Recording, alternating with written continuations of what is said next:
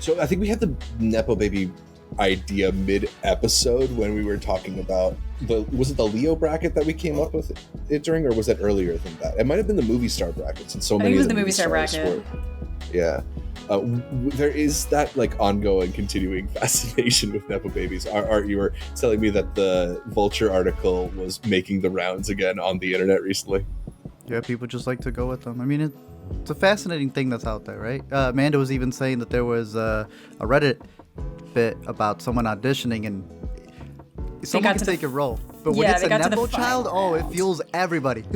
It's the only time where people won't go like, you know what, maybe you just weren't worth it. Wait, Nepo baby? You were 100% worth it, stranger. Screw the Nepo baby. Yeah, especially when it's one that like hasn't done any work before that. So you know this is just like somebody was throwing someone a bone.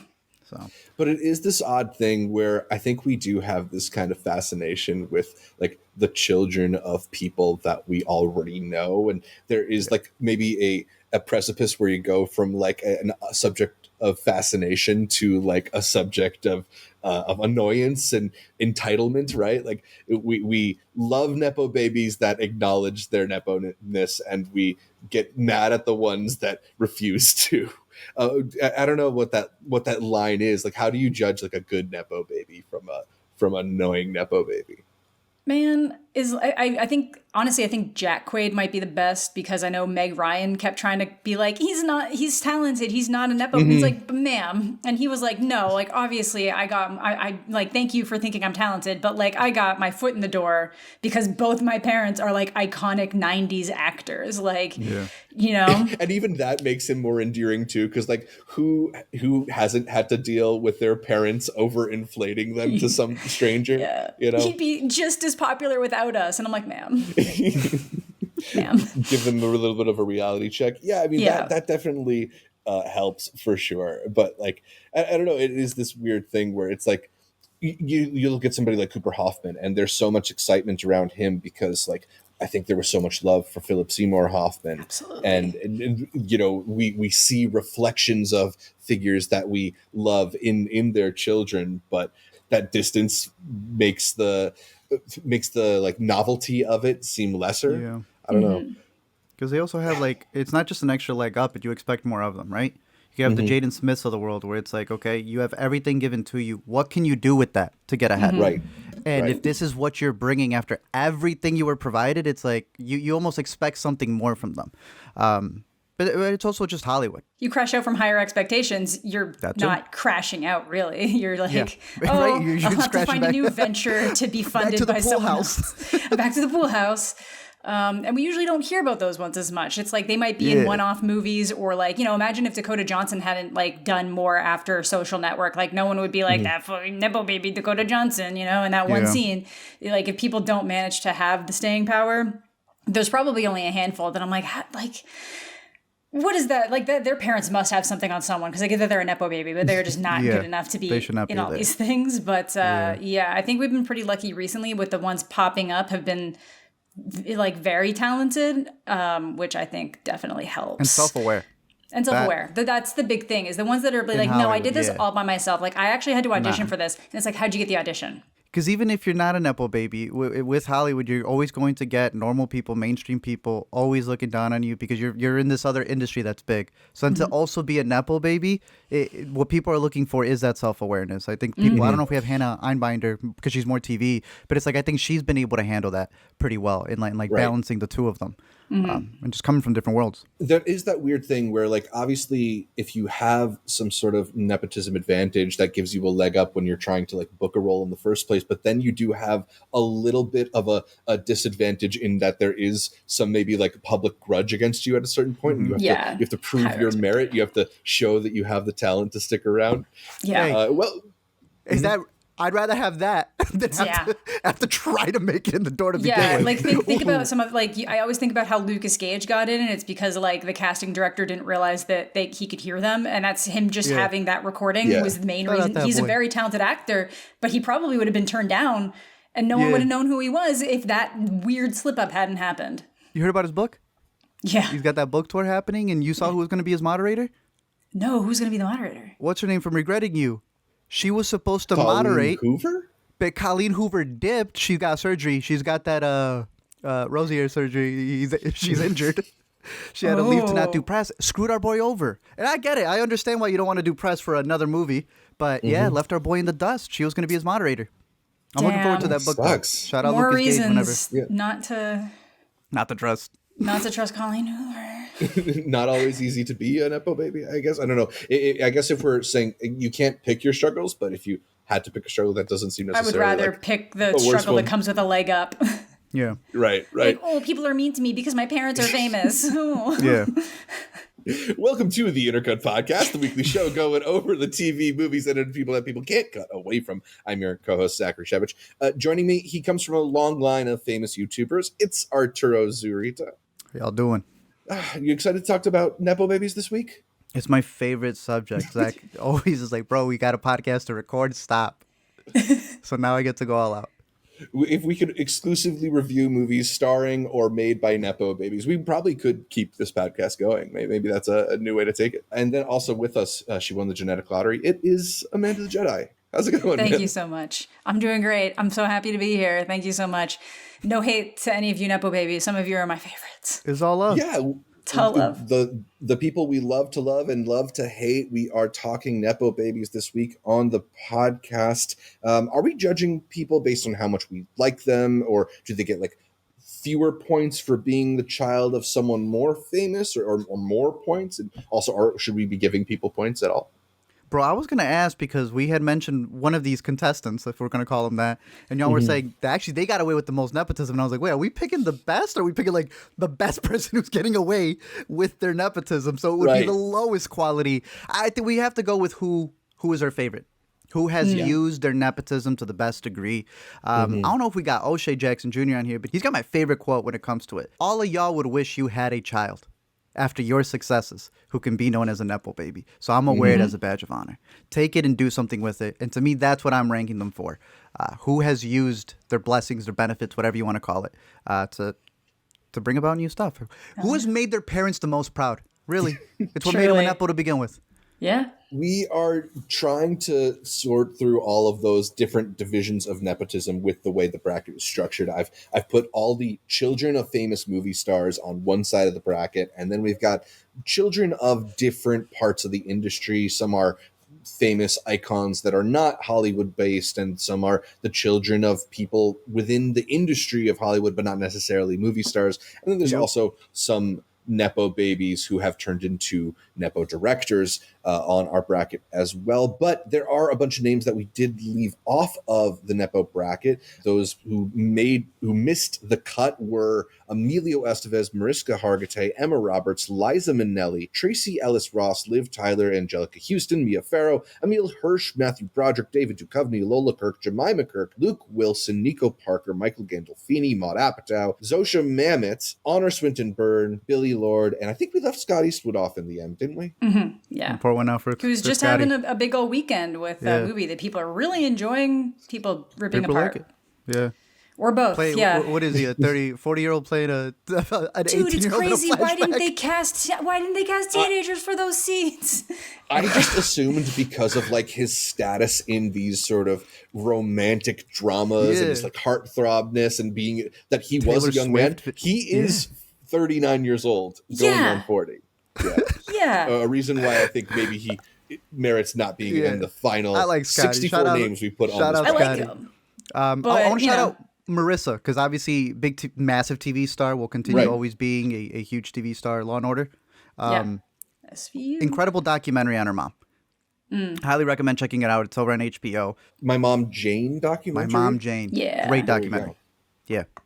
Yeah, a lot of people who are on our honorable mentions probably would have made this bracket at a different point in time. Like, obviously, people like Angelica Houston, Mia Farrow are legends in Hollywood. But, we're trying to do somewhat of a contemporary look at who are the people who are at the top of the industry right now. So in a little bit, we will try to answer who is the best Hollywood Nepo baby with our best Nepo baby bracket. But first, make sure you're subscribed to the Intercut podcast, either the video podcast on youtube.com/intercutpod or the audio podcast available on most podcatchers. Also, follow Intercut on social media, whether that's Facebook, Twitter, Blue Sky, Instagram. We are at Intercut Pod. That's at Intercut Pod, and that is short for podcast. You can also support the show for as little as $3 a month on YouTube by clicking the join button on our page to become a member, or going to patreon.com/intercutpod and signing up to join the Intercuties, which gives you early access to episodes like this one that we're live streaming for the Intercuties,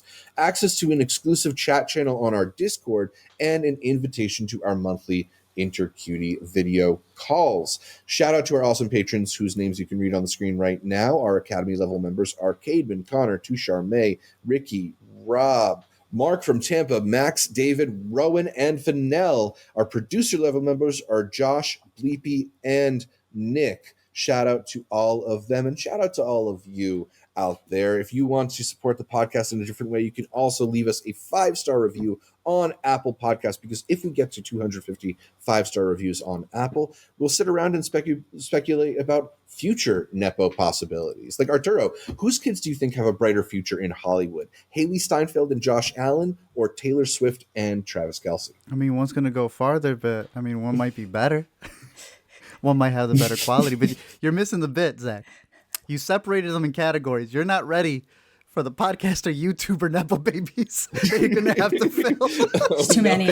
That's going to be rough. We're over here talking about playwrights, screenwriters, podcasters, kid.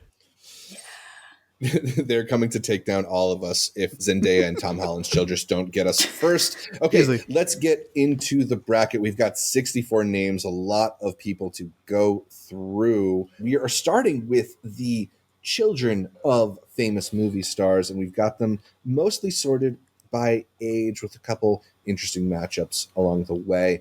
Let's kick it off with a couple children of icons here with Cooper Hoffman and Lily Rose Depp, obviously the children of Philip Seymour Hoffman and Johnny Depp, respectively. Amanda, do you have a strong feeling towards either of these young Nepo movie stars? Man, this one is kind of tough because I feel like even like a year ago, I would have said Cooper Hoffman easy, but then Lily did Nosferatu, and that was fantastic. I think she really finally showed that she had more to offer in that area. And like, I don't blame, the Idol. She came out, she did the best she could with the Idol too. She had some really nice moments there. So I do think she's really shown her chops. I am biased because I did see Cooper Hoffman in another movie recently that's not out yet that he was really, really, really good in. And he might have the Maud Apatow one, Poetic License. Which is kind of like a collision of so many Nepo forces, because it's directed by Maud Apatow, co-starring him and Nico Parker. Mm-hmm. Wow. So it's a big one, but this one's tough. I almost want to give it to Cooper Hoffman because I feel like as of right now, he's shown more range. Even though, like Lily Rose Depp did like a, 100-year-old thing and then a very modern thing. I don't know. This one's tough. This is a hard one.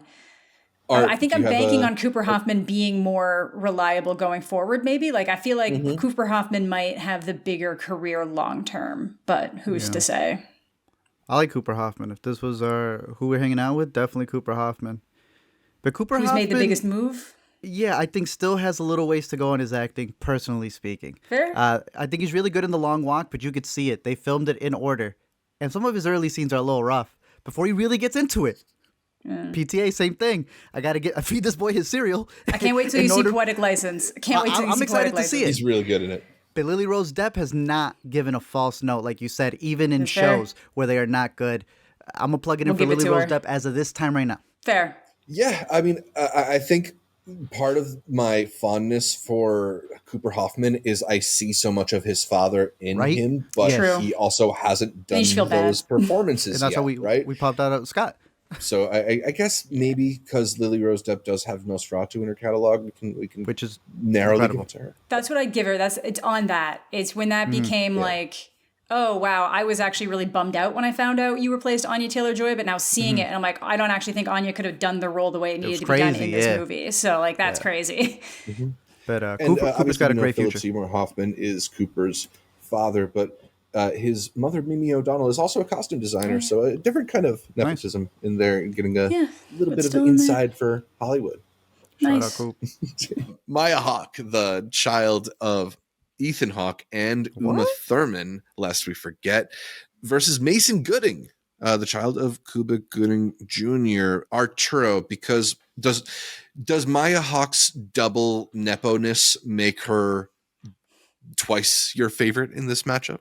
Yeah, she's got that, what is it? What do Powerpuff Girls have? The chemical X added into it. I mean, she's like the physical embodiment of both of them. Mm-hmm. I think she's really solid. And more than anything, I love the ethos that her parents, specifically her dad, has bestowed upon her in terms of like artistry. I think it's really, really freaking cool. So it's Maya.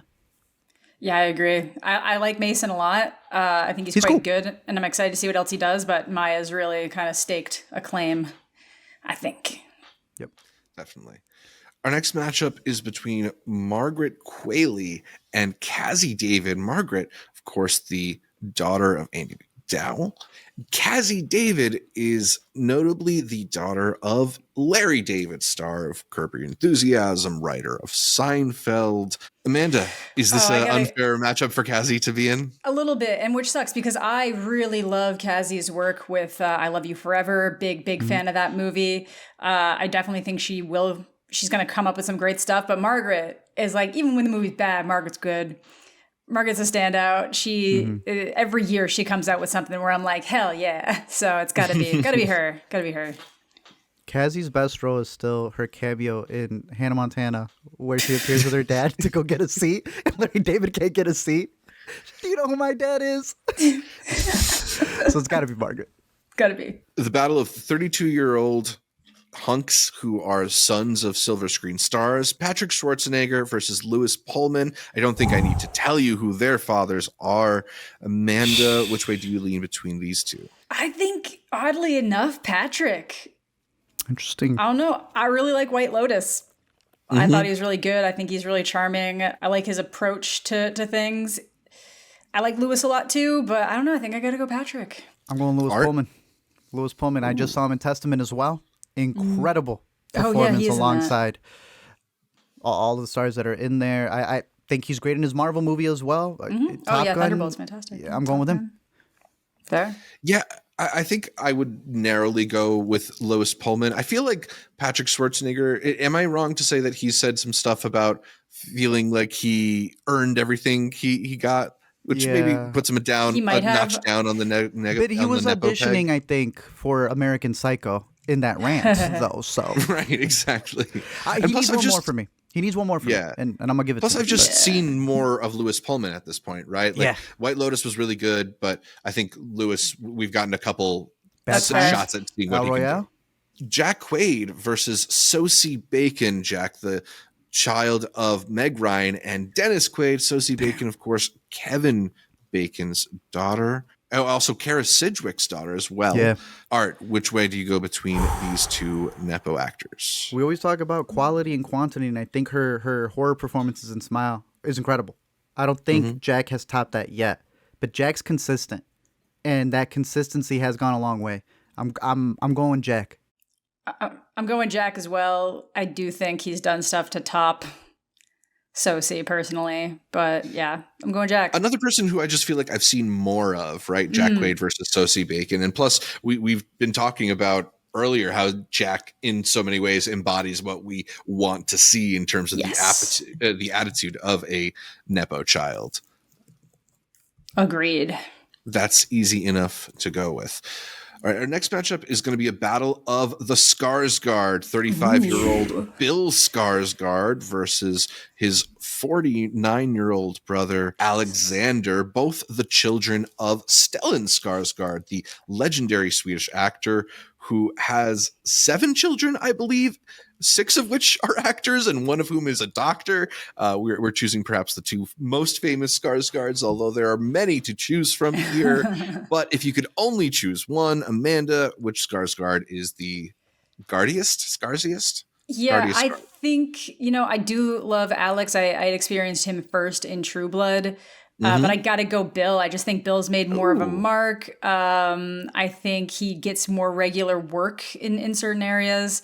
He's Pennywise. He's in Barbarian. He's just all over the place. So I feel, he's Nosferatu. He's Nosferatu. I think all of us have seen him recently in Dead Man's Wire, which is coming out later this year as well, which he's very good in. The last 2 movies I've seen him in have been so polar opposite to the point that he disappears in Nosferatu. If someone didn't tell you it was Bill, you might not even notice it's him. And then he's just a character I've never experienced him play before in Dead Man's Wire. So got to give him the edge there, as much as I do love Alex a lot. Arturo, are you also a Bill man? I love Bill. Bill's beating practically everybody in this bracket, but he's not beating his brother, Alexander. It's Alex. Damn. Leaving the tough decision. Maybe if I'd seen Pillion, I'd have different feelings, but I just feel like... Did you see his episode of Atlanta where he plays himself? Yeah. Very good. Oh, and he was in a bunch of Succession. It's a lot of Succession. Yeah, very good in Succession. Girls. Infinity Pool. If he changed it, his profile picture on IMDb is still one of the best. Yes.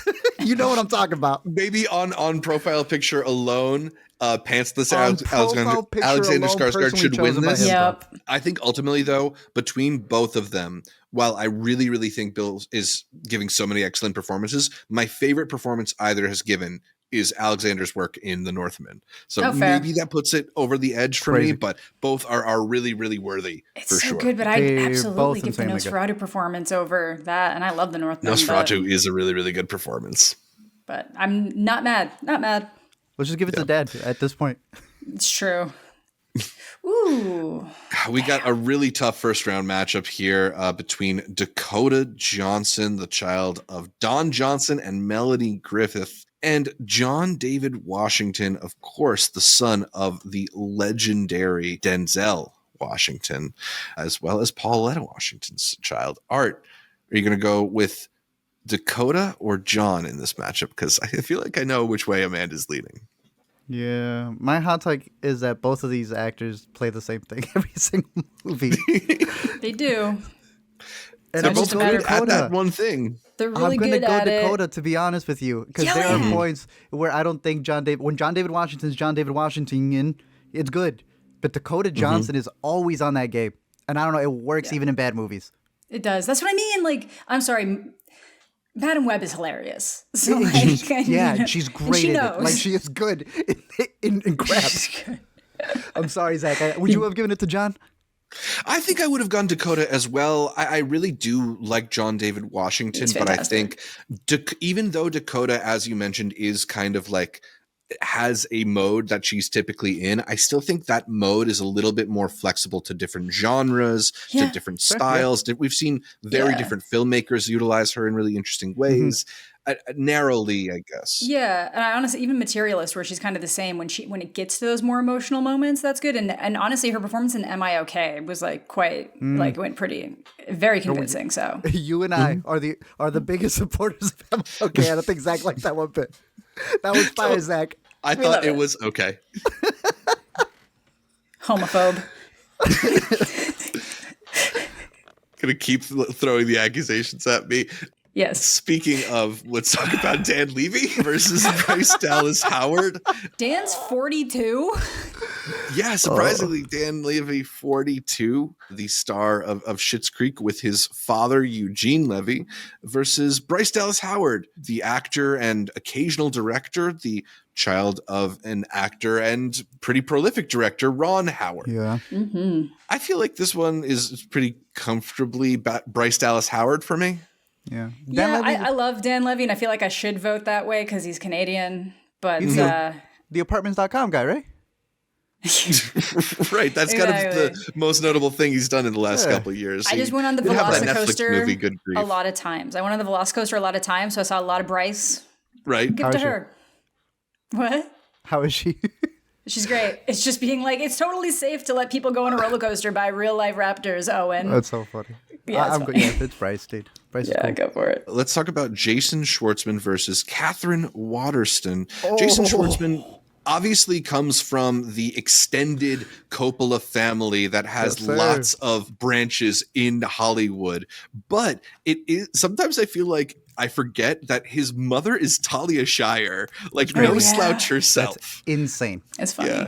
Katherine Waterston, on the other hand, is the daughter of Sam Waterston, a legendary actor of silver screen and small screen. I feel like personally, I'm a big Jason Schwartzman guy. I'm always really happy to see him in things. It also is part of he's part of a really legendary Hollywood family too, which is like a different degree of Nepo. That's kind of fun. And to find his own little pocket in it. Yeah. Yeah. I think he's great. I do like Katherine a lot, but I do too. if I feel like if I never saw her in another movie, I might not realize that fact. But if Jason Schwartzman just stopped being in things, I'd be like, what happened to him? Yeah. Wes Anderson comes out with a movie without him in it, I'm gonna be like, what do you mean? Where do you go? Exactly right. Katherine, I think, has also been a little bit hard done by committing the last half decade of her life to those Fantastic Harry Potter Beasts. prequels. Those are bad. Because Steve Jobs, please watch it. World to Come. That's Mona's previous movie to Testament that's about to come out. She's incredible in both of those movies. I really do like her as an actress, but me too. I got to be honest, it's Schwartzman. Yeah, guys. Oh, so what did we just see with Schwartzman? Temples? Between the Temples, yeah. I mean, he's been in a lot recently. He was really fun in Luca Guadagnino's Queer. Great voice work in the Spider-Verse movies. His most recent Wes Anderson collaboration might be his best with Asteroid City, although I don't want to say that because Rushmore exists, but you get my point. The best return to form after Rushmore. Recently. There we go. There we go. Let's talk about Kate Hudson and Angelina Jolie, two actors who have careers that are storied enough that you might forget that they were the children of famous parents. Kate Hudson, of course, Goldie Hawn's daughter. Angelina Jolie, Jon Voight's daughter. Yeah. Between Angelina Jolie and Kate Hudson, Arturo, which way are you? Jolie. I feel like Jolie's a significantly better actress, even if really? Kate Hudson has a pretty iconic role in Almost Famous. Almost Famous. You don't like How to Lose a Guy in 10 Days? Love it. She's fun. No, she's cool. I like her in Running Point on Netflix. She's good. It's just she's great, but Angelina Jolie. It's Angelina Jolie. I've been hearing about this movie Song Sung Blues coming out of nowhere for awards season. Right. Y'all know about this? What is this? Her and Hugh Jackman. Yeah, I've been hearing that. Premiered at AFI Fest, right? I think so. It may be. Maybe. So, something about it feels a little hokey to me, but got some good both reviews. Both of y'all saw Shell. How was she in Shell? The substance. She's good in Shell. She's fun in Shell. She's not the problem with Shell. Yeah. There's a lot of problems with it, and then it also got stabbed by coming up the year it did. Yeah. For the record, I do like Hudson. She's good in Glass Onion as well, but I think Jolie's just a standout. Yeah, but no, it's really got to be Angelina Jolie. Oh, yeah, that's a great point with Glass Onion, but got to be Angelina Jolie. Let's talk about Drew Barrymore versus Gwyneth Paltrow, because Drew Barrymore not only is the daughter of John Drew Barrymore, but comes from the legendary Barrymore film family, the Barrymore legends, one of the most storied families in Hollywood history. Spielberg's her godfather, not officially, but technically kind of thing. I can't remember. Yeah. Up against Gwyneth Paltrow, the daughter of Blythe Danner, the actress, and also her father, Bruce Paltrow, was a television director. So she's got her roots in the industry, although she's more of a jade egg saleswoman now. Yeah, well, I guess she's got Marty Supreme around the corner. She got Marty Supreme. Yeah, she does. Bro, she is funny. Yeah. I think she's hilarious. I think she's hilarious. Not Drew Barrymore. She's not Drew Barrymore, bro. 51st Dates alone. Come on. Yeah, clears. Right. And Drew Barrymore, unfortunately, is also less of a movie star now than she used to be. Now she's got her whole talk show thing going on, which true. I don't know, provides the occasionally fun meme, but I think her career is strong enough long term that it still beats whatever Gwyneth pulls out now. And I also think Gwyneth caused some irreparable harm to the world. So right, worth considering. Her opening scene in Scream is above alone, right? A lot of what Gwyneth Paltrow's done. So, or at least the impact of it. And plus, Gwyneth named her daughter Apple, and that's kind of a weird name. Anyway.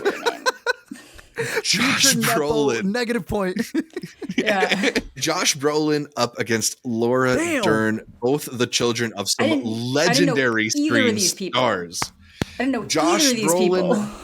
The son of James Brolin, an actor who appeared in projects like the original Westworld, Amityville Horror, Catch Me If You Can, and Traffic. Legendary actor, James Brolin.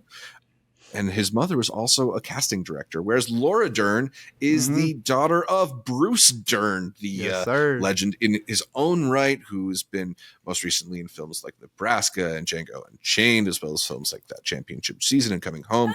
Laura Dern's mother, Diane Ladd, an actress from films like Alice Doesn't Live Here Anymore, Wild at Heart, and Rambling Rose, which all three of which she received Oscar nominations for.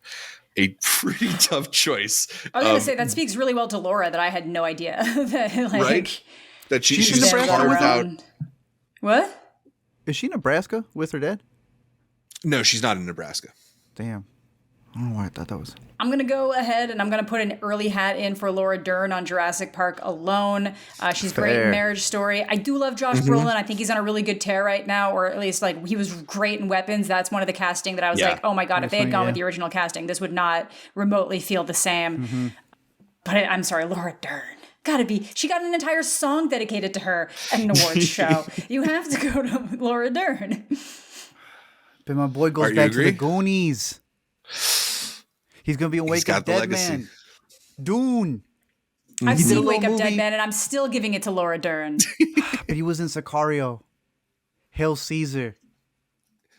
Jurassic Park. Labor Day, Zach, when he made the pies. Jurassic Park 3. He did make a pie. That is a pretty legendary on-screen pie. I haven't even mentioned No Country for Old Men. That's a great point. That's a great point. And I'm still going Laura Dern. I just got to get on board. You got to get that out there. I get it. Oh, it's a tough one. Her whole history with David Lynch as well. Yeah. Oh my God. Right. Yeah. No, of course. bro, it's Josh freaking Brolin. This is tough. I'm gonna change my mind tomorrow a bit. Would you have Zach? I think I'm going to go with Laura Dern as well. I mean, going back all the way to like Citizen Ruth and stuff like that, right? She has had phases of legend to her. I loved it. She's great. She's just a legend, and she's in a really fun phase of her career too. Not that Josh Brolin isn't. Like Josh Brolin shows up in such a variety of types of movies, and he listens to his kids. Yeah. So that's why he took which helped. Weapons, well, he didn't want to do Weapons until like she said so. His daughter was like, "No, you need to read the script, and I don't care if it stresses you out." Like, and him producing it, like you mentioning that his dad was a producer. Him being able to take on the reins over here, what a smart decision. He took a little for the back end, and that paid off completely well. That's a great matchup. It's a great matchup. Kiefer Sutherland versus Charlie Sheen, both the sons of legendary actors as well. Kiefer's father, Donald Sutherland, unfortunately recently passed earlier this year. Known for roles like MASH, Invasion of the Body Snatchers, and of course the Hunger Games franchise more recently. Legend. Kiefer's mother is also Shirley Douglas, an actress as well.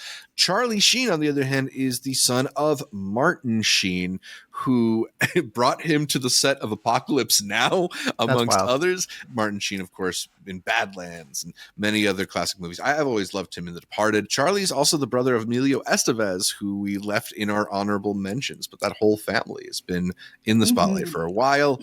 Between Kiefer and Charlie, I kind of want to go Kiefer here narrowly, and part of it is because I just sort of feel like post 2.5 Men, Charlie Sheen's just kind of been like off the reservation and doing his winning thing. I guess there's been that Netflix that documentary recently, but not as much of like a screen star as he once was. Yeah, I think Kiefer has had a longer, like even for Stand By Me, he's Canadian. Right. You know, gotta give them some love. But I do think I can't actually think of anything. What's Kiefer been in most recently?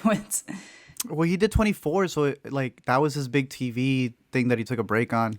Juror number 2. He was in Juror number 2. He was in They Cloned Tyrone. I remember being surprised to see him show up, and he shows up in stuff.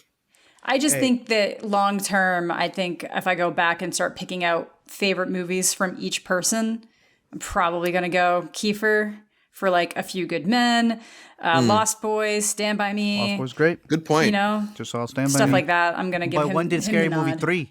And that is hilarious. Yeah. Wall Street. He's also got a small role in Ferris Bueller's Day Off that I feel like a lot is very forgettable. He's the cover. I'm going to give my one to Charlie, but it should be Kiefer too.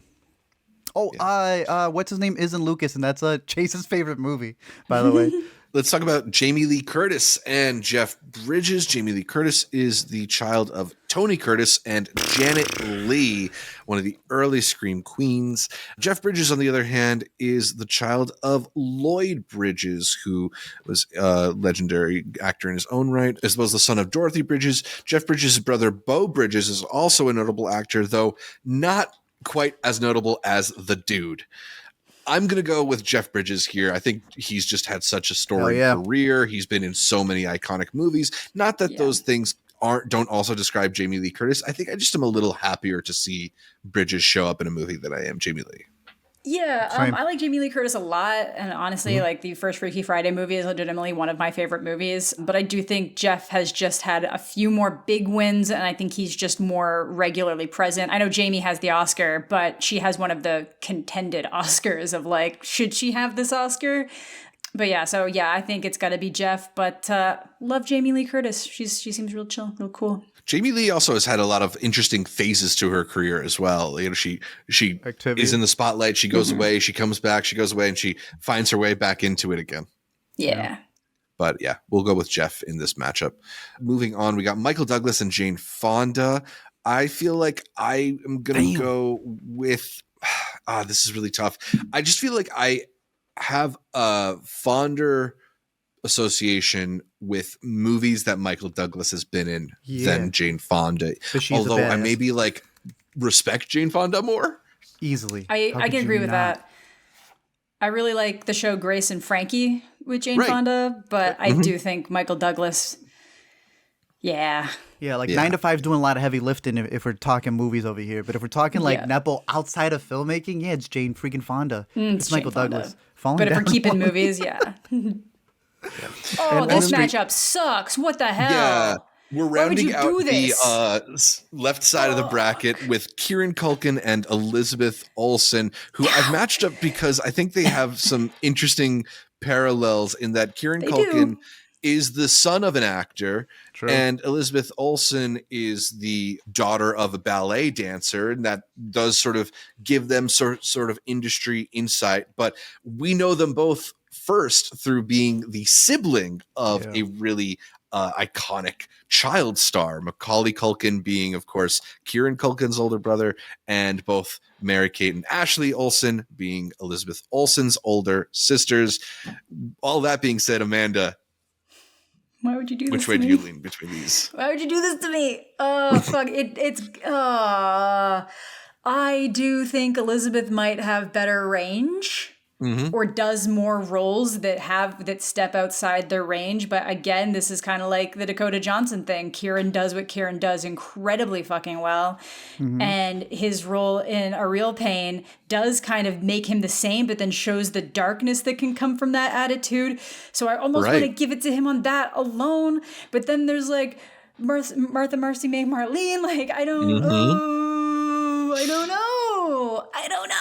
Fuck. Art, are you clear on this one, or? Yeah, it's hard, but it's very easy. It's Elizabeth Olsen. Is it Elizabeth Olsen? It's Elizabeth Olsen. Easy. From his three daughters to Eternity to Wanda Vision, all that stuff. You're right. Like, she clears it in a way that is unbelievable. I don't know a single person who doesn't like her. My grandma knows her. Everybody loves this woman. She has somehow, like Zach saying, has surpassed her two sisters, who like were everywhere. I love Kieran Culkin, but I want Kieran to do something different, just like I want Ayo to do something different in a movie. They're always going to be great, for sure, but she disappears in her roles. It's true. You're not wrong. Okay, cool. I'm happy with that because I felt like you guys were going to go Kieran, so I wanted to, We want to, don't get it twisted. We love Kieran. They're both so good. Everything you said about hard. the Sundance movie for sure. Yeah, Real Pain, Zach, talk about your girl in her movie. This man goes to anniversary screenings of Martha, Marcy, May, Marlene. Martha, Marcy, May, Marlene is like one of the iconic, unsettling pieces of indie cinema to me. She's so good in that. It was such a revelation, and that's only the very beginning of her career. Just to give a little bit of love Kieran's way before we vote him out of the bracket. Only one of these two people has both an Emmy and an Oscar. So he's no slouch of an actor in his own right, and has shown up for across many years. Pilgrim. Obviously he's so great in Scott Pilgrim and stuff like that. So I think I think we'll see a little bit more of Kieran in the future. Oh, absolutely. He wouldn't even want to be in this bracket to begin with. So like, in that honor. Yeah. I'm like, fuck you guys. Okay, let's talk about some children of icons that are not necessarily screen icons. Riley Keough and Zoe Kravitz. I guess they're also children of screen icons, but maybe most notably known for their connections to music. Riley Keough is the daughter of Lisa Marie Presley, but more notably the maternal granddaughter of Elvis and Priscilla Presley. Not a lot of people with connections as legendary as Elvis Presley. That's tough. Right. Whereas Zoe Kravitz is the child of both Lenny Kravitz, American rock star, and Lisa Bonet from The Cosby Show and other screen appearances. Between Riley and Zoe, I just feel like Zoe is the bigger star. We see a lot of her. So it may be a little bit unfair. I really like Riley. I think she is incredible in like Zola and many other of her film roles, but The Lodge, the edge to me goes towards Zoe. American Honey. Yeah, I agree. I think I got to give it to Zoe here as well. And she's also kind of proven herself as being a funny version of herself in a show with the studio. So I think she just has a lot of fun. There's just a lot of fun going on around there. So I do feel like I just got to give her the nod. I'm going to give her the nod. They were both in Mad Max, no? Yeah. Both true. the wives of Immortan Joe. Yeah. But if you had to pick directorial debuts, one is War Pony, one is Blink Twice. Good point. I might go War Pony between those two, but oh damn. I like Blink still Twice would go. I like Blink Twice. I didn't think it was that bad. I'm also go Zoe. I like Zoe. I'm going Zoe here. Yeah. O'Shea Jackson Jr. and Rashida Jones. O'Shea Jackson Jr., of course, the child of O'Shea Jackson Sr. Ice Cube, the screen star, NWA member, gangster rap pioneer. And Rashida Jones is the child of Quincy Jones, the legendary record producer, and actress Peggy Lipton. Amanda. Wow. This is tough. What's Rashida been up to lately? You know, she did that Apple TV show Sunny, which was kind of interesting, but like not all the way interesting. On the Rocks over on Apple TV also. Oh yeah, it's tough. I think Rashida probably has the more storied career right now, but I think I feel more interested by O'Shea. Maybe she was in Social Network, no? Rashida Jones in Social Network. She's the lawyer. Yeah, that's sitting in. Her expertise is what ear. I love you, man. But yeah, Rashida Jones is. I'll give O'Shea. He, besides playing his father and being in like the one with Gerard Butler, he was in Ingrid Goes West. Like that was one that he did on his own accord. Yeah. So I do when like he him. showed up in Ingrid Goes West, I thought he was going to have a really interesting career, and he's just kind of not done that much. That's fair. A little bit, but Rashida was in the Muppets. Rashida was in the Muppets. Probably should be Rashida. Probably should be Rashida. And Parks and Rec is doing a lot of heavy lifting there as Ann Perkins. So yeah, exactly. That's fair. Yeah, I mean, we're not necessarily the biggest Den of Thieves heads, which may have swayed the argument here, but I personally would go with Rashida. Yeah. Maya Rudolph is the child of Minnie Riperton, notable for the whistle notes. Art, can you hit that whistle note? There you go. I hate it so high. And Lily Collins, of course, the child of iconic rock musician Phil Collins. Art, whose career do you enjoy more? Maya. I like Lily, though. I like Lily a lot. Yeah. I like Lily. But I think it's got to be Maya. I think she's just had the bigger career right now, and she's kind of gotten her... She's kind of one of the tops of her area, Yeah.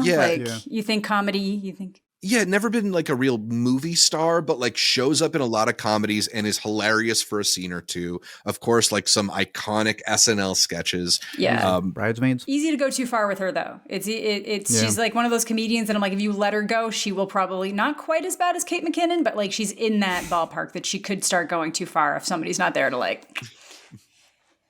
I'm gonna give it to PTA's muse. Right. Does that also make her a Nepo, or because she's only been in one PTA movie, it doesn't count? It'll make the future kids Nepos for sure. Yeah, absolutely. Right.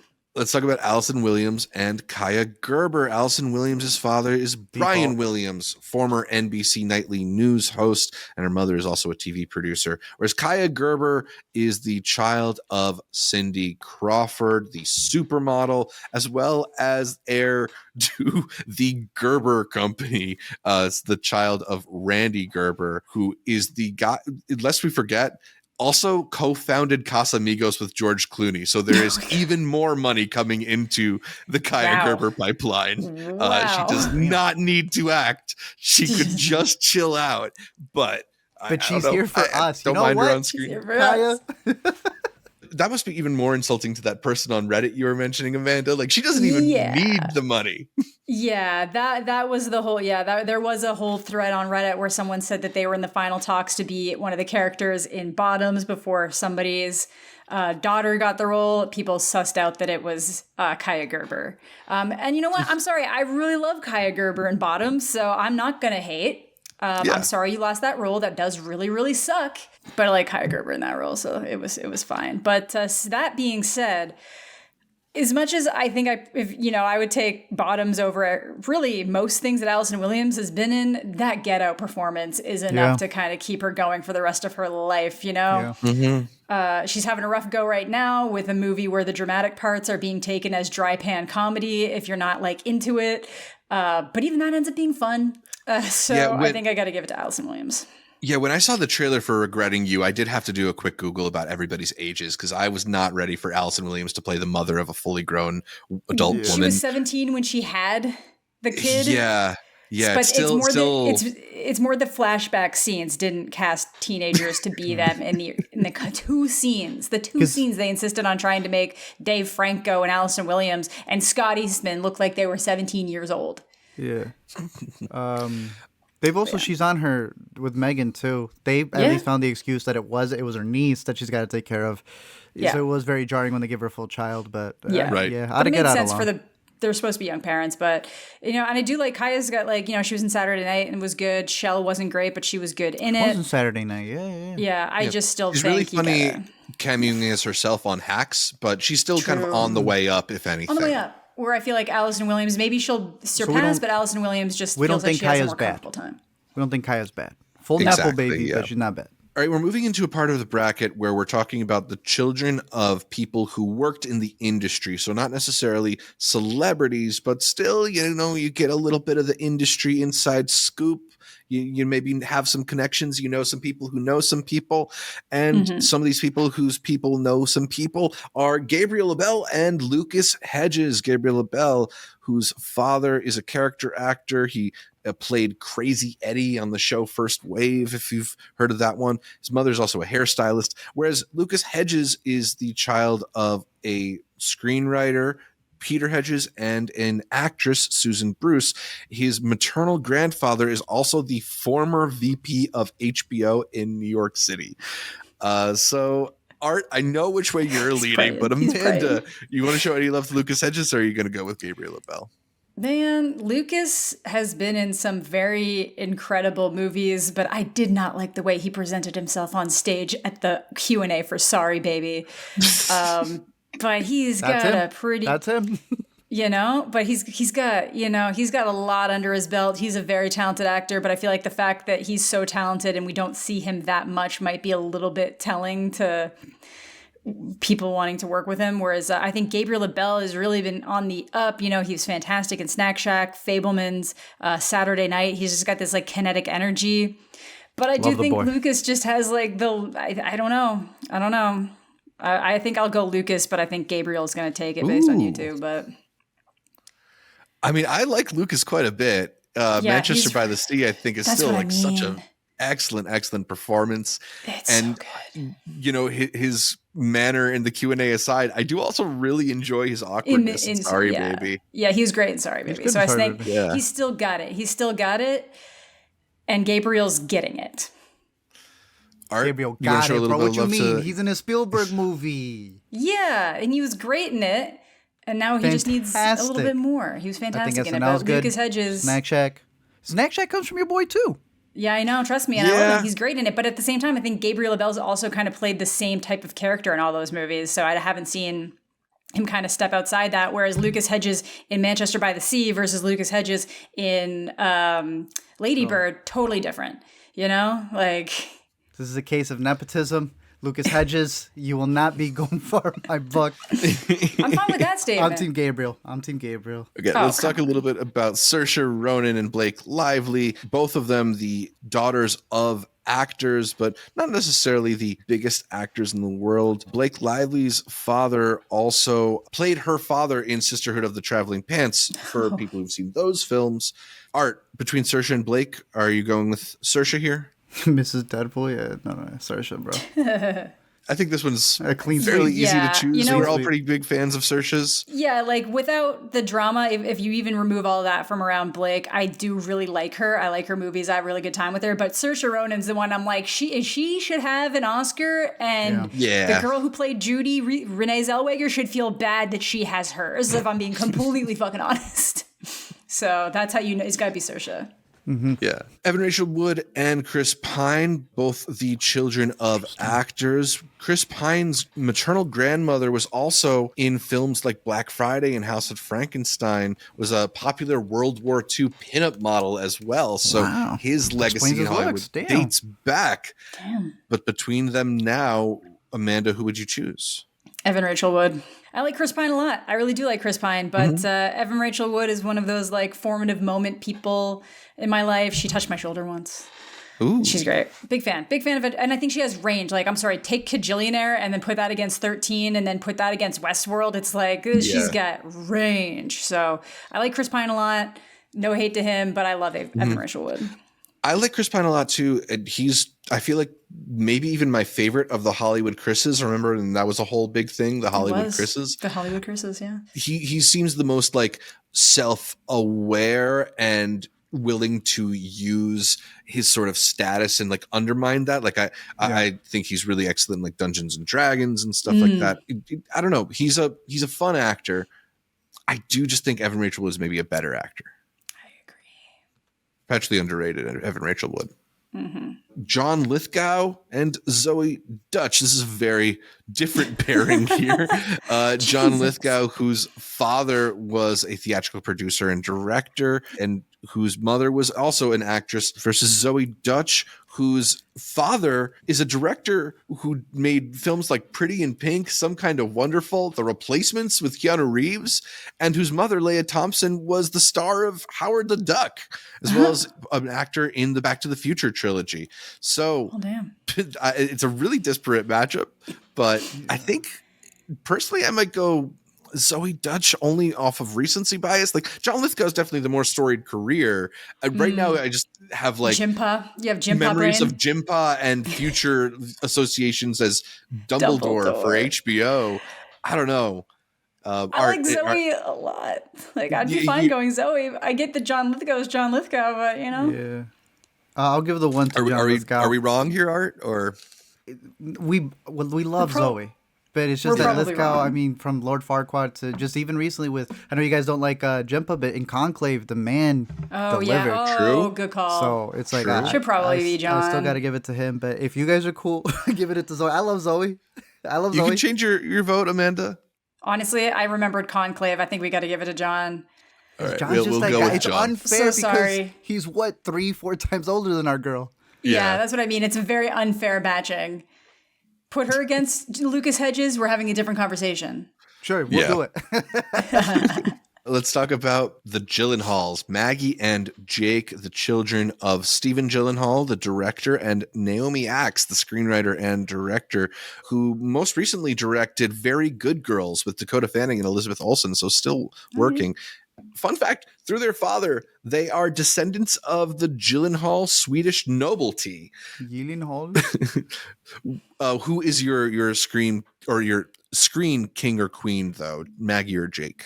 Amanda?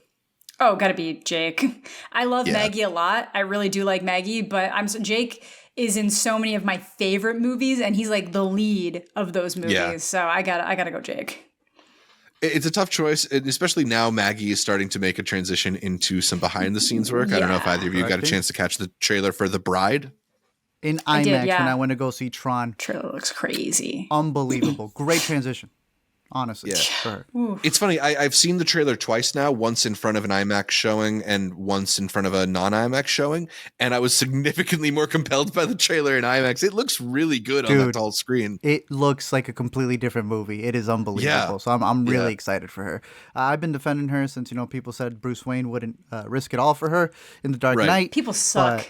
People suck, but Jake is top 3 favorite actors of all time for me. So. Yeah.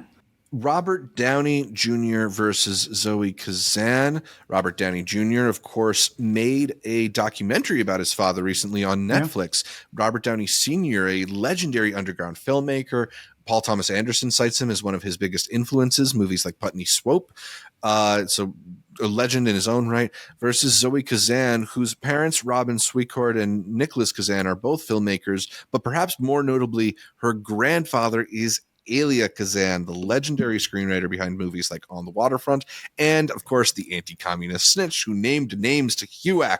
Zoe has, I think, apologized on her grandfather's behalf, but are you still holding a grudge against the Kazan clan? Yeah, so I'm going to go Robert Downey Jr. Off of the story alone, bro. We will have a Robert Downey Jr. biopic, to be honest with you, with how he was able to come back from the 90s. So, yeah, RDJ. Got to be RDJ. Like, there's not even. I'm sorry, Zoe. It's not a competition. It's not even a competition. Yeah, like we thought his Marvel stuff was done. Like that's a big part. And none of us know what the heck's about to happen with Doom. Yeah. I don't think they know either, but we don't know what's about to happen. No. Interesting that Zoe has also got kind of a writing career in parallel with her acting career. She, of course, did Ruby Sparks and Wildlife with her husband, but also is apparently working on an East of Eden miniseries right now. So I'm very curious to see what comes from Zoe Kazan in the future. Let's talk a little bit about Kristen Stewart and Sigourney Weaver. Exactly. No. You are homophobic. Whoa. You hate us. You hate me. No. Amanda, do you want to fill us in on Kristen Stewart's bona fides? Yeah, Kristen Stewart's mom is a producer, like a pretty decent one, and then got her the walk-on role as Girl Waiting for a Fountain in the Disney original classic 13th Year, the Merman movie. So, her career started bright. And then she got Panic Room with Jodie Foster, which is a hell of a jump up, and she's great in it. And I think she's gone on and had a great career. She's also transitioning into directing now. Very excited to see that movie from her. Not Shape of Water, something Water. The Chronology of Water? Yeah, Chronology of Water. The Chronology of Water. Yeah. Excited for that one. She is my girl. But if I'm being unbiased, I feel like it almost has to go to Sigourney Weaver. Like, when people talk about strong female characters in movies, right? No one can stop talking about Ripley, which is almost annoying. They just don't want to talk about, but anything else. She's that person. Kristen Stewart's my personal pick. And she's the only person I've seen with that level of security detail from the number of threats that could come at her. But Sigourney Weaver's like Sigourney Weaver, and that's hard. That's hard. I mean, I think this is ultimately a choice between, are you going with the movie star of the moment or the icon of cinema? Yeah. But Art, are you? Which way are you leaning? I'm going Galaxy Quest, baby. Let's go. Sigourney. Yeah. I'm gonna give my love to one for Kristen, and then you have to. Bro, Sigourney was in Holes as the warden. Yeah, man, it's hard. It's hard. Yeah, that's just unfair. That's just unfair. It's not my fault. Molly Gordon against Ben Platt. We're going childhood friends and are maybe current frenemies. I don't know. So Twitter seems to never know, right? be split on whether or not they're still theater kids, bro. Theater kids. They're always it happens. They love to hate each other. They love to hate each other. We love Molly. Molly Gordon's parents, I didn't realize her father has been directing TV for numerous years. He's directed episodes of Party Down, The Office, Curb Your Enthusiasm, nominated for an Emmy twice. Damn. And her mother is also a writer who wrote I Am Sam and the Broadway adaptation of Waitress. So no slouch. Damn. Ben Platt, on the other hand, is the son of Mark Platt, who has produced a good chunk of every movie you've seen, especially ones that are based on Broadway plays. He's especially known for ones La La that Ben Platt is in. Yes, he's known for La La Land, Wicked, both on stage and in film, Legally Blonde, Into the Woods, and of course, Dear Evan Hansen. I feel like we're all Molly Gordon people, but I do think Ben Platt is talented as much as he maybe sometimes gets in his own way. Yeah, because I'm sorry, I don't care that you were Evan Hansen. You were no longer Evan Hansen. I don't understand how giving him curly hair made him look older when they were trying to make him look younger. It was horrific, made for great comedy. So maybe I do need to thank him for that. But it's Molly Gordon for me. And I do really like Ben Platt. I like him a lot. And the thing is that, Ben occasionally will do these roles where he is kind of earnest and you want to, he's trying to play it very straight, and those don't work for me. But anytime he's like a little withering, has a harder edge to him, stuff like Theater Camp, he actually is really good. And I think that's just, we need more of that kind of Ben Platt. So we'll see. I think he started in Pitch Perfect as the loser magician. Right. Yeah, he was the loser magician. I remember him. Yeah. But he's good. I don't hate him. He's just fun to hate. Yeah. Nicolas Cage and Owen Wilson. We talked a little bit about the Coppola family earlier. Nicolas Cage is, of course, the son of August Coppola, who is a film executive, and his mother, Joy Vogelsong, was a dancer and choreographer.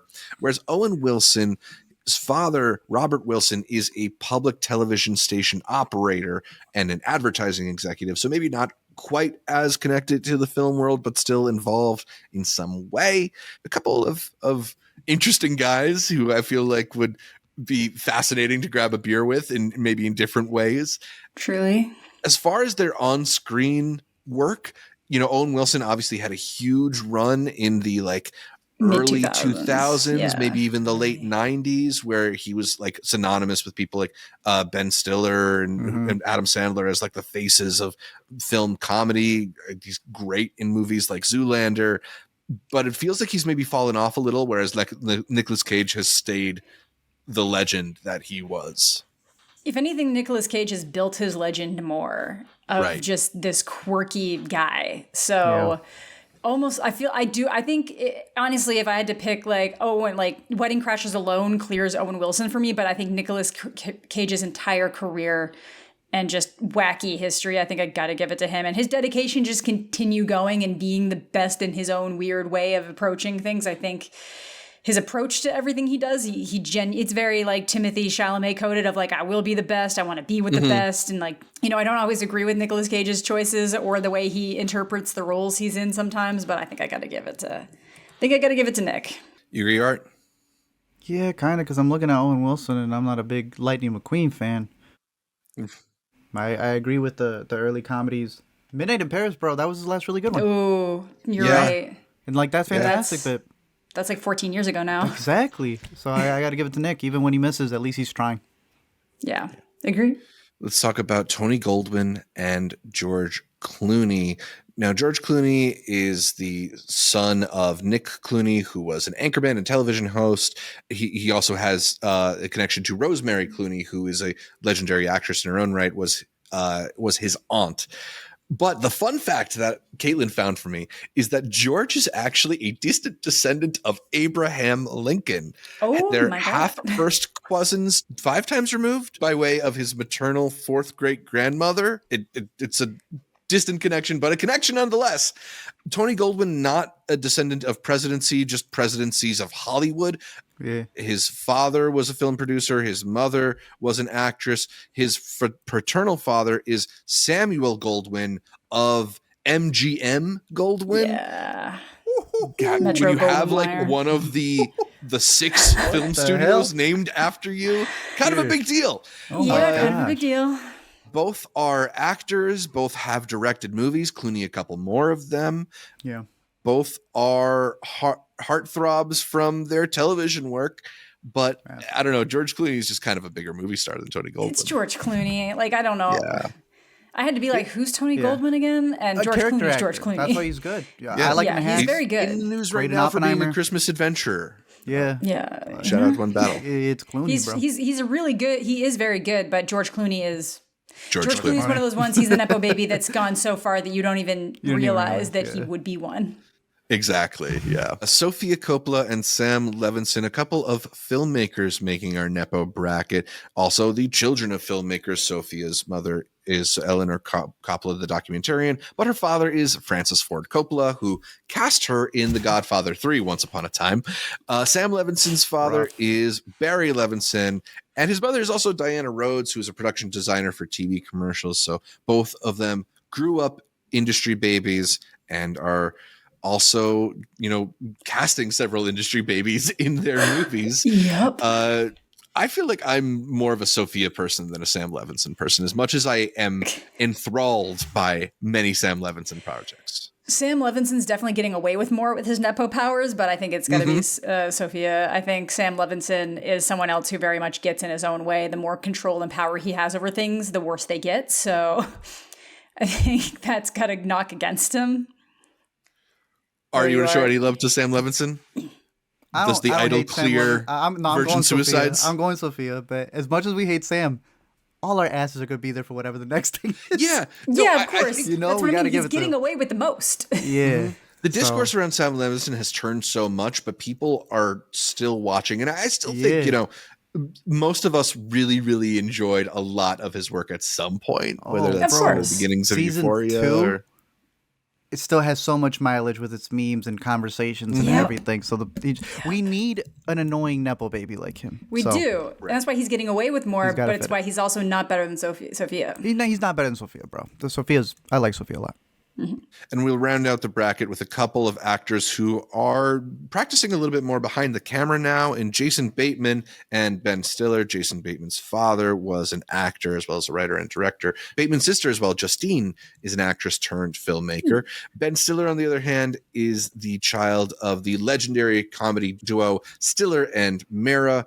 He made a documentary about them quite recently on Apple TV+. I am a big fan of both of these guys. They've both made me laugh quite a bit.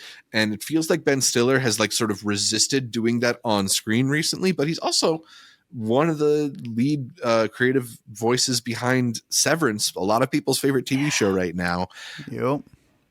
It's hard for me to vote against Jason Bateman because I think it's so much of his work is really strong, but I think Ben Stiller's just maybe a little bit more of an icon that I gravitate towards. Yeah. He's coming back with the Fockers, bro. So again, I'm going for the comedy. For better or worse. Jason Bateman. I think Ben Stiller's doing better work behind a camera right now. I'm happier to see Jason Bateman in a movie. I think Ben Stiller can get lost in himself too much to really want to root for it. But I think I also want to see Jason Bateman do a little bit less starkly serious stuff. Yeah. Ozark was a nice working against type moment, but this new show, what is it, Black Rabbit? I need a little more comedy from you. Did any of us watch it? No. Just the pilot. I listened to his Chase commercial for Ben Stiller, and I think that's more entertaining than this Black Rabbit. That Chase Sapphire commercial is more interesting, and I appreciate his storytelling. I don't think Meyerowitz was that long ago, and I thought he was pretty good in that. Yeah, I like Ben Stiller a lot. So I'm going. Although none of us liked his Christmas adoption movie, right, with David Gordon Green. No, we did not. The one that went straight to Hulu. I don't even remember what it's called anymore. Little Nutcrackers or something. Nutcrackers, yes. Yeah. Opening night at TIFF. Yep. All right. That does it for the first round of the Nepo Baby bracket. Let's cruise through some more of these names, starting with Lily Rose Depp versus Maya Hawke. Amanda. Personal favorite is probably Maya Hawke. I think Lily has shown greater talent currently just because of Nosferatu. Again, big fan of Maya. Would like to see her get a bit more in before I make the decision there. Lily, just with how she handled what she was given in The Idol and Nosferatu, was enough for me to be like, yeah, you take it. Same. Do we want to give any points Maya's way for maybe handling her Nepo status a little bit better than Lily Rose Depp? Heard about how Lily's handled hers. I'm going to say the fact that we haven't heard about it when her dad had a lawsuit, I think shows you that that's some commitment to the craft. That's fair. I have to go Lily. I think I'd go with Maya between those two personally, but only narrowly. We haven't seen a whole lot from Maya on screen, I guess. I'm not really holding Stranger Things in that high of esteem. Yeah. But just like Margaret, I think she's going to get a slew of roles coming up, and it's going to be up there. Margaret Qualley versus Lewis Pullman. I feel like this is one that we can give to Margaret. She's just, been one of our more Art. I'm going Margaret too. No, it's fair. You want to show a little love to Lewis Pullman? I do want to, but at the same time, bro, Maid was fire. Margaret is the embodiment of her mother through and through. Yeah. It's great to see. Shout out Lewis. Lewis is good. I like him. Lewis is great. Good Bob. Margaret's also one of the rare people on this side of the bracket that might even be eclipsing her mother's fame at this point. I think so. Honestly, yeah. Jack Quaid and Alexander Skarsgard just seems like a really interesting buddy comedy could be made with those two. Yeah. I feel like at this point I'd go with Alexander Skarsgard, although I do really like Jack Quaid. I think Alexander's just like such an interesting actor. Yeah, I agree. Again, big fan of Jack Quaid and what he's been doing, but Alexander's just so good. I still think Bill should maybe be here, but either way, the Skarsgård takes it. Yeah. Jack Quaid also probably argues more with his dad than anyone else on the internet. Oh, for sure. For sure. A lot of points there. Dakota Johnson and Bryce Dallas Howard. Amanda, I think it's safe to say you'd probably go Dakota Johnson here. I think I might as well. I like Bryce Dallas Howard, but she's never really stood out in movies to me. No. Exactly. For Jurassic World alone, she's getting demoted so many points that Dakota Johnson would win on Madam Web alone if that was the only movie she was in. Yeah. And I'm sure Bryce is always kicking herself for feeling like market corrected by Jessica Chastain. But that's she's got a really good Black Mirror episode. Jason Schwartzman versus Angelina Jolie. I'm leaning Jason Schwartzman on this one. Part of it is because I just have a real fondness for Schwartzman. But also, I think Jolie in this phase of her career is really selective. You know, I feel like we only get a movie from here once every couple years, and many of them are just average. She's obviously had an incredible career and it has delivered some iconic performances, but I just think Jason Schwartzman has a consistency of quality right now that excites me.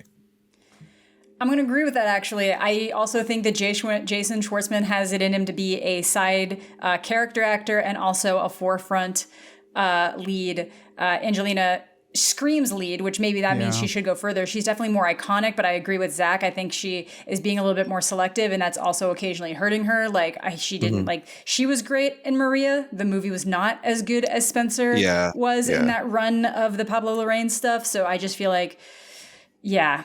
I agree. Drew Barrymore and Laura Dern. Are safe to say we go with Laura Dern here, or you got some love for your girl Drew? It's actually a little bit tougher than I think, bro. Honestly, I think I might still be leaning Drew Barrymore, even though I love Laura Dern. Yeah, I really like Drew Barrymore, but Laura Dern is Laura Dern. I mean, dude, E.T., that is an incredible child performance. Yeah, and for her to have grown into it from riding cars with boys and everything that she was doing in the early 2000s. I am not negating Laura Dern at all, bro. But the rewatchability on Drew Barrymore. That's the thing, right? You got Laura, though, right? I got Laura. I Marriage Story, Citizen Ruth. Like it just, I think she's just such a phenomenal actress. And you know, like you said, is this thing on? It's still continuing. Whereas Drew Barrymore, she's a talk show host now. That's fair. For that alone, I'm comfortable going Laura Dern. All right, if you guys go Laura Dern, I'll give the one to Drew. All right, fair enough. Let's talk about Kiefer Sutherland versus Jeff Bridges. This one to me is pretty easily Jeff Bridges, although I like Kiefer Sutherland. We just don't see nearly as much of him. Yeah, I agree. And then we got Michael Douglas versus Elizabeth Olsen. Michael Douglas is like kind of on his way out. Like he said he's not going to be in any more Marvel movies, right? He's semi-retired in that aspect. So even if he wasn't, Elizabeth Olsen. Yeah. I mean, I guess they're both probably not going to be in any more Marvel movies just for pretty different reasons at this point. Yeah. Jumping over to the other side of the bracket, we have Zoe Kravitz and Rashida Jones. I feel like Zoe is kind of a little bit more of the movie star than Rashida is. I like Rashida a lot, but I think Zoe is in more interesting projects and has maybe a little bit more range. I totally agree. I absolutely agree. I'd go Zoe. I think her career is only going to get better, whereas no offense to Rashida, I think Rashida's probably hit where she's going to be, which is a great spot to be, but I don't, Zoe's also, she just did Caught Stealing, so I feel like she's also working with a lot more prolific directors and collecting a lot of that, which is also a big cosign. Yeah, agreed. Rashida, though, we should at least acknowledge she's got a pretty prolific writing career. She was like that Pixar consultant for a long time as well. So maybe can make something happen for behind the scenes at some point. Maya Rudolph and Allison Williams. I feel like I want to go Allison Williams in this matchup, even though I maybe like Maya Rudolph a little bit more. She's just, Allison Williams has been in more stuff recently, and between Get Out and Megan, she's sort of is a weird kind of modern horror icon in her own right. Yeah, yeah, it's tough. If it was like TV, yeah, I think I'll go. Bridesmaids is a good argument for Maya, but yeah, but then it's grown ups. Yeah. I love What about Maya, Popstar? But what about Emoji Movie? Was she in Barb and Star Go to Vista Del Mar? Was she in that one? She feels like she should be, but I don't remember that. Okay. Yeah, I don't think she's in that. We'll go with Allison Williams. Okay. Yeah, a lot. Lucas Hedges and Saoirse Ronan. Art, you can finally say all your negative feelings about Lucas Hedges as he exits this bracket. He's going out. Finally. Lady Bird, take him out. Take him out. What about Evan Rachel Wood versus John Lithgow? A couple of really warm screen presences when they need to be. I'm still going Evan Rachel Wood. Now it's because of Jimpa and Dumbledore. Art, do you agree? I do like Evan Rachel Wood. I'm not gonna lie. But Conclave though. But Conclave yeah, I'm gonna give it. Really I'm gonna go. Saving his ass. Yeah, I'm gonna keep it tied to Leave It to You. I mean, I do really love John Lithgow dating back to stuff like World According to Garp, and he's one of maybe the best Dexter villain as well. Oh, yeah, he is. It's tough. Okay, fine. We'll go Lithgow here. I'm fine with it. I'm fine with it. Gyllenhaal and Robert Downey Jr. Amanda, you said that Jake Gyllenhaal is one of your favorite movie stars. Yeah. Do you like him more than Robert Downey Jr.? Absolutely, I do. Robert is great. He's had a great comeback, but he does play the same in a lot of things, and that's great. But Gyllenhaal has incredible fucking range. Like, I don't think you could put Robert Downey Jr. in Brokeback Mountain. And I actually don't even think he could do Nightcrawler. I don't think he couldn't stop himself from getting like the charming quirk in, whereas like Jake can really go full like, oh God. So it's got to be Jake. Yeah, it's funny. Like, I do think Robert Downey has a little bit more range than maybe he gets credit for, but that's also to his own discredit that he doesn't show it. And he's kind of been like, he's been Iron Man for over a decade, whether or not he's actually Iron Man in a movie. Yeah, because he was great in Oppenheimer, you know? Well, won it. Yeah. But it's like, I want to see him bounce back into that. And I do prefer Jake. But Jake could do that role too, is the thing. Yeah. If every role there, other than like the Iron Man role where he made it his own. In a Nepo bracket, him and Drew Barrymore are like at the top of the list, and there's just something about the man who is the junior. You can't beat it. Spells Nepo story. Mm-hmm. I agree. I also kind of want to give Robert Downey like a knock in regards of Nepo. Because I remember he had this comment about not wanting to do indie films and sit on an apple crate. And that felt to me like such a huge betrayal. Well, not just that, but a huge betrayal of his father, who was exclusively making kind of indie underground movies. Mm-hmm. So I'm going to go with Jake. Let's go. I'll go Jake too, actually. Okay, great. Let's talk about Sigourney Weaver and Molly Gordon. And I just kind of feel like if we put Sigourney Weaver above Kristen Stewart, we're not going to put her below Molly Gordon. We are certainly not. It's not even close, bro. Not close. Nick Cage and George Clooney. Art, fascinating. Who do you think should survive this bracket? Fascinating. Ooh. I have not seen Jay Kelly. That'd probably do a lot of heavy lifting if I did. Yeah. I still got to give it to George, bro. Oceans. Mr. Ocean himself, Danny. He's Mr. Ocean. Again, this becomes like the weird debate. I didn't realize George Clooney was a Nepo baby. He is eclipsed that, I have to assume, whereas Nicolas Cage is a Coppola. But dude, it's tough. I prefer George Clooney. Like, I'm always happy to see him in things, but Nick is just putting in that work. And when he ends up being interesting, he is so interesting. That's the thing. So this is a tough one. This is... I kind of think when Clooney is great, he's really good, but when Cage is great, he's incredible. Yeah. And I love Clooney's work in the Ocean's movies and Out of Sight and lots of stuff like that. I think he's maybe just a little more limited in Cage, so I kind of want to vote Cage, and that leaves it to Amanda, I guess, to break the tie. Yeah, I think I'm going to go Cage. As weird as that is, I do, I love the Ocean's movies so much, but I think I got to go. For a Nepo list, we'll go Nicolas Cage. Let's talk about Sofia Coppola and Ben Stiller, the actors turned filmmakers in different journeys on that path. Art, are you going to go with Coppola or Stiller? Going Ben. Amanda? I'll toss a love to Sofia. I'm sure Ben's going to take it, though. I'm not so sure. Part of me wants to vote Sofia. I think she's a really phenomenal filmmaker, but I don't know. I think, if we want to also take this in the regards of the Nepo-ness of it all, I think Sofia does a really good job about making films that interrogate privilege and how people with privilege act, which is kind of interesting in this aspect, right? Yeah, she also made Lost in Translation, so...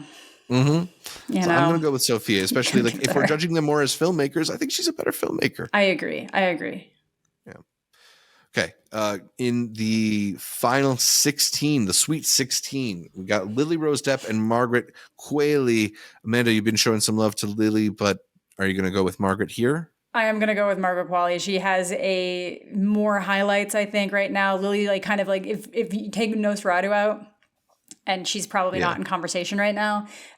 Margaret's got even if you took out Substance, I'd still put her over Lily. So agreed. Sanctuary, yeah.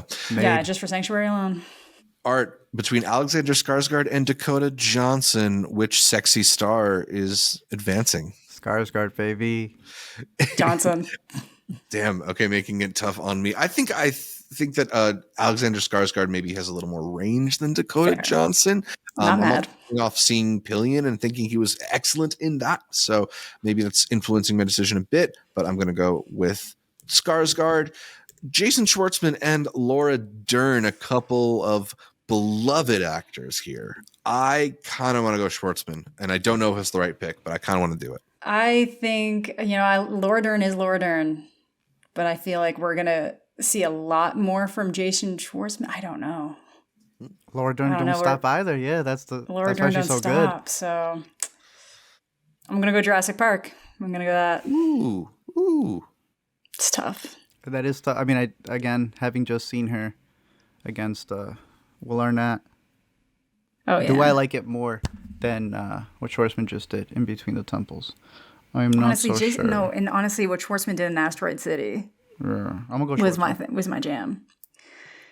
Damn. Consider their nepo-ness. Is Laura upholding Bruce's legacy? I think she's Jason eclipsed it. I think she's eclipsed it. I don't know who that is. I do, but not really. Not really. But it's also the idea of I am leaning Schwartzman, but the idea is like she's saying you had her do a blockbuster. You had her also come in and go side by side with David Lynch. Yeah. Using her nepo-ness not just to help the family, but to help other filmmakers, which is what I really like about Laura Dern. I'm gonna go Laura Dern. Well, I was already going Laura Dern. I feel better about it now. But I don't know. I like Schwartzman, and maybe nepotism should be keeping it in the family. Fair. All right. Well, we love Laura Dern, but she won't advance past this round. Let's talk about Jeff Bridges and Elizabeth Olsen. That is a really weird matchup for sure. It is. Jeff Bridges, of course, has a career more than twice as long as Elizabeth Olsen, so it's maybe not fair to her to judge them against each other. There's a lot of older actors that we have on this bracket who I think I would choose, who I wouldn't choose over Elizabeth Olsen, but Jeff Bridges, I think I gotta give him a little bit of love here. I'm going Elizabeth Olsen still. I'm very, very interested to see what she does from here. Mm-hmm. And yeah, maybe it's recency bias a little bit, but I'm going to go that way. Even though Jeff Bridges is Jeff Bridges. Going Elizabeth Olsen. Yes! Ooh, okay. Let's go. I've only met one of them, and she was very nice to me, so I'm not upset to see Elizabeth Olsen. No, but Jeff Bridges is that guy, though. Don't get it twisted. And we could be wrong, but we won't be wrong for long. Let her get there. It's true. Yeah. Zoe Kravitz and Allison Williams. I think this is Zoe's. Just there's more there. So. There's more range. Yeah. I agree. Saoirse Ronan versus John Lithgow. I know we're all really big fans of Saoirse Ronan. It's that love extend for her over Jonathan Lithgow. Yes. Yeah. How are these two Nepo babies again? They weren't like massive though, right? Not massive Nepo babies. Jonathan Lithgow was the son of a theatrical producer and director who helped pioneer the regional theater movement, whereas Saoirse's parents were just sort of workaday actors. So, not necessarily the most Nepo tinged, but there's a little bit of Nepo there. It's the shades of nepotism, for sure. Mm-hmm. Jake Gyllenhaal and Sigourney Weaver. I think Jake, for me, there's enough iconic roles in movies that I really love that I can actually put an argument up for him against Sigourney Weaver. And part of that is also because Sigourney Weaver's best work was before I was born. But part of that is also just because Jake Gyllenhaal is Jake Gyllenhaal. I really like him as an actor. So I'm going to vote Jake Gyllenhaal. Me too, for the same reasons. Yeah. Because Sigourney, it's the voice in Dory. They de-aged her for Avatar. She hasn't been taking those swings as she used to. She doesn't need to, but neither does Jake, and he's doing it. Yeah. Exactly. And now we get a meeting between extended Coppola family members. Yeah, cousins. Nicolas Cage and Sofia Coppola. Icons for very different reasons. Damn. Amanda, which way should we go? Dude, for all the same reasons I've already said, I feel like it almost has to be Nicolas Cage, but again, lost in translation. Has to be Nicolas Cage. I'm going Cage. There's a whole I'm going to go movie. Cage as well. Yeah, we'll go Cage. But there's like a whole movie in response to Lost in Translation. Yeah. But okay. Anyways, but yeah, Nicolas Cage. For sure. It's Sofia Coppola is definitely not a slouch. She's made the most of her nepotism advantages and carved in an iconic career for herself. What's the movie response to Lost? Her. You're right. I forgot the date. Yeah. We're talking like shot to shot. Yeah, that's beautiful. Let's talk about Margaret Qualley versus Alexander Skarsgard. Art, which way are you leaning between these two stars? Skarsgard. Only because Margaret is going to get there, but Skarsgard's at the point where he is reveling in his nepotism and using it to his advantage. I think he is fearless on screen, and I think it has a lot to do with having his daddy who came before him. Margaret. Amanda? I'm going Margaret. I'm sorry. She is great. She is the it girl. She is enough to draw people into movies that are bad. I'm doing it. It's got to be Margaret, in my opinion. I think I need to see Margaret be the star of more good films. Like, she's obviously great in The Substance, which is a little bit more Demi's movie than hers, although only narrowly. But yeah, maybe it's because those Ethan Coen movies are just kind of mid. And Alexander Skarsgard in really great movies. So we'll see. Fair. Yeah. Jason Schwartzman and Elizabeth Olsen. Amanda, are you sticking with Elizabeth here? Ooh, yeah, sure. Yeah. Art, how about you?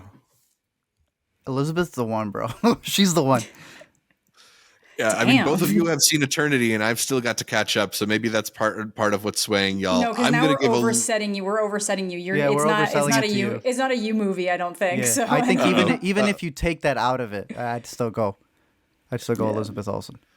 Well, I'll throw a little love to my guy Schwartzman, who has been great since he was just a child in Rushmore. It's fantastic, yeah. Zoe Kravitz versus Saoirse Ronan.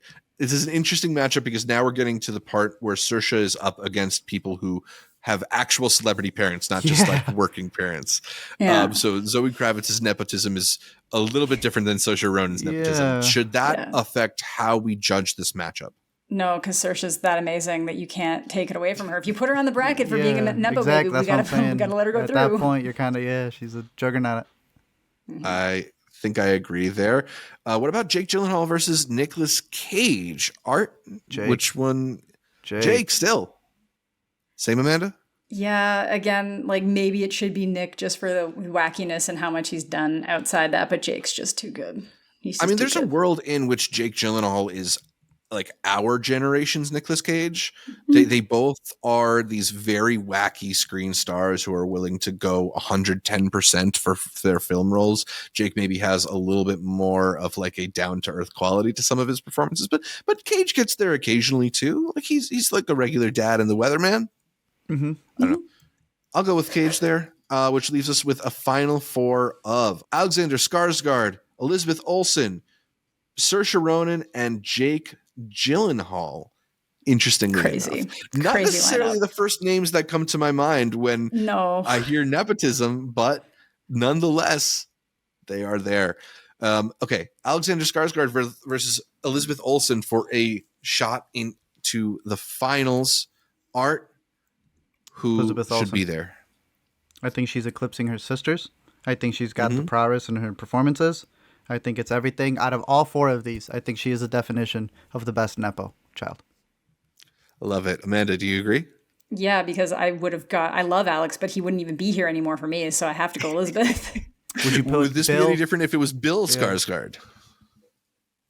No, maybe a bit. It'd be harder. We'll go with Elizabeth first, and then Saoirse Ronan versus Jake Gyllenhaal. This one's very tough for me personally. I don't know about the both of you. For a Nepo bracket, it's got to be Jake. They are neck and neck, but for a Nepo bracket, I feel weird putting someone. Saoirse can only win so many brackets in a row, so True. you do have to give it to Jake. Cheat code in the system. Which leaves us to the final with Elizabeth Olsen and Jake Gyllenhaal. Amanda, are you riding Elizabeth all the way to the top? I don't know. I think it's really interesting to be a Nepo of your siblings. That's so fascinating.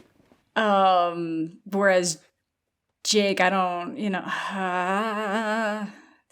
I prefer Jake as an actor, but maybe Elizabeth should win the Nepo bracket. That might be it, right? Because Jake, I still think I have a little bit more of a fondness for, but it really, Elizabeth Olsen, the whole sort of thing about her when she was first emerging is there's another Olsen sister, but this one's really good at acting. You're not wrong. You didn't have to say it like that, but you're not wrong. Hey, yo, in terms of Marvel movies, Elizabeth Olsen was better in her Marvel movie than she was as the villain. In terms of indie movies, I think they've both been going tit for tat, but from Wind River to even Tiny Things, like I said, His Three Daughters, I think there is a lot going for Elizabeth Olsen. Not only in terms of acting, I think you can compare them, but in terms of, like we're saying, I'll keep forgetting who Jake's parents are, but everybody knows where she's coming from. Yeah. And she's been able to become her own out of that. I'm going Elizabeth Olsen. Let's go. All right, Elizabeth Olsen, an unlikely winner, but nonetheless, the nepoest Nepo baby of them all. I love that, because nepotism, there's so many ways in which nepotism affects careers, and especially in Hollywood, it's so untraditional of a career path. It makes sense that somebody whose sisters were global superstars could maybe qualify as the best Nepo baby of the bunch. Anybody that we didn't give enough love to along the way? Amanda, you still feel hard done for Bill Skarsgård? I do, actually. I do think Alex is great, but I do think Bill is better, or at least is doing more with it, I guess. I don't know. That's my thought. I do like him too. But he disappears. Because he's in a costume. Completely. In Nosferatu. And in Pennywise. Yeah. He's in a costume. Yeah, but he disappears under a lot of makeup too. It's not just the makeup; it's the voice. He didn't sound like himself anymore. I can't speak ill on him. I think all the Skarsgårds are good. You gotta understand. He's the Spike of True Blood. He's the next bracket. He's just Skarsgårds against each other, just duking it out. Let's do it. If I were to go through the rest of the bracket, when I think of who would have, been at the top for most people, I do think you put Margaret Qualley. Outside of Olsen, who we did choose, I do think Margaret Qualley is probably one of the biggest known ones. I do think that Drew Barrymore is iconic, just a legacy Nepo child. Laura Dern, to be honest, because of Bruce. Yeah. I know people give it to Jamie Lee Curtis. I feel like you have to mention her. Olsen, like we said. Culkin, I like the matchup with Culkin. I thought that was really good.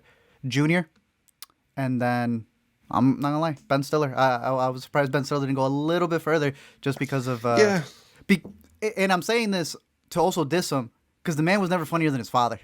His dad had it, bro. I remember the day he died. I was like, damn, he was really funny. For me to remember him standing out like that. So it's really interesting to see how many of them have been able to continue their careers, obviously with the advantages. But no, good bracket.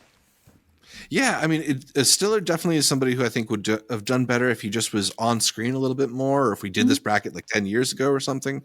But yeah, a lot of interesting names, and interesting for a variety of reasons. I'm curious to see how the Intercuties vote on this bracket more than normal, because it's such a amorphous definition. Who is the best Nepo baby? Everybody's got their own personal reason for choosing. But that's all for, I think, this edition of the Intercut Brackets. Our show's theme is Green Lightning by Cal Sendry. Thanks so much to them for letting us use it. And find more of their music at the link in our episode description. You can catch more from me, Zach Shevich, by following me on Twitter, Instagram, or Letterboxd at ZShevich. That's ZSHE. V as in John Voight, ICH. Sure, not the association I love the most, but fine.